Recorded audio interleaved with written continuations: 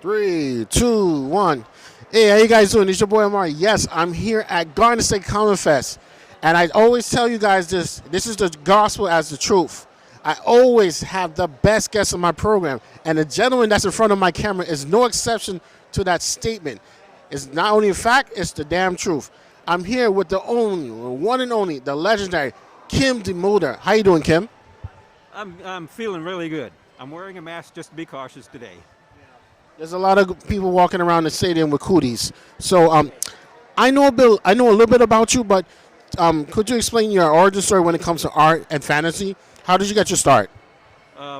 People ask me who my biggest influences were, and you know who's number one on my list is Mom. My mother was an artist, and as a kid, I found it just utterly fascinating to see her take a brush or a pen or whatever it was, and to me, it was a magic wand. And watch her wave that over the page and have artwork come out. I knew at that point that I had to do something with that.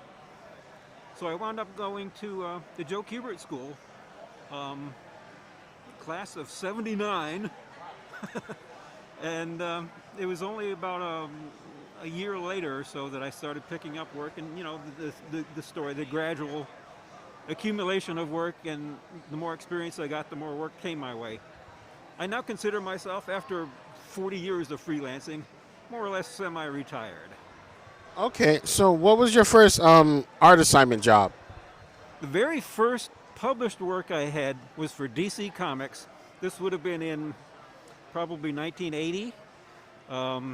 DC was still publishing several books like House of Mystery and House of Secrets, and a science fiction anthology book. And because of that, there were several stories available to beginners like I was at the time, of 5, 6, 7, 8 pages. And I don't remember the exact first issue, but it was one of those. It was either House of Mystery or House of Secrets, or one of those types. Nice, nice, nice. I see you have a lot of beautiful artwork. You have pen and ink, and definitely a lot of nice fantasy paintings. Do you primarily work with acrylics or oil? I've dabbled in oil, but when I'm doing fully painted work, my medium of choice is acrylics, because they're very easy to use. Actually, they're not as easy to use as oil paints, but they're easy to set up and easy to clean, and they're non-toxic. When I do the full color work, I always choose acrylics. I also use watercolor and gouache and some other things. That's it. Well, maybe see one of your beautiful works of art, please. Here's a piece I just finished. I think it was about Thursday afternoon, the day before I was ready to come down to the show here. This is a piece I actually started at the school I teach at. I teach at the school I graduated from, the Joe Kubert School. I started this as a demo there, and I finished this off just on Friday. I have to also say, I just finished binge watching the last season of Game of Thrones. So, you know, this kind of stuff was stuck in my head, and I just had to do something similar to that. Nice. This is ink wash and a little bit of white acrylic paint with it.